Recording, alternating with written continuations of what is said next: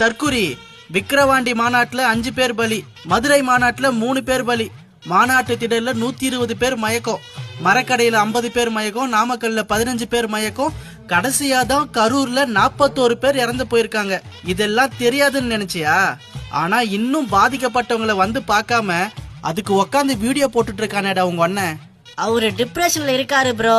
அது இல்லாம அவரு வந்தா பிரச்சனை ஆயிடும், திரும்பவும் கூட்டம் கூடும், ஏதாச்சும் அசம்பாவிதம் நடக்கும். இதெல்லாம் தேவையில்லாத வேலை ப்ரோ. சரிப்பா, நீ சொல்றது சரியாவே இருக்கட்டும். திருச்சி ஏர்போர்ட்ல கேட்டாங்களே, அப்பவே இரங்கலை தெரிவிச்சிருக்கலாம்ல.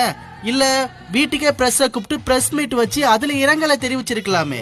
அட, அவரு வரலனா பரவாயில்ல, இந்த ஆதவ் அர்ஜுனா, புசி ஆனந்த், சிடி நிர்மல்குமார் இவங்க யாராச்சும் டிவிகே சார்பில் வந்து பாத்துருக்கலாம்ல. அவங்க வந்தாவும் கூட்டம் கூடுமோ?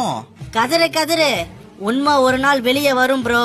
வரும்டா, கண்டிப்பா வரும். வந்தா நீங்க தானே மாட்டுவீங்க. அது வந்து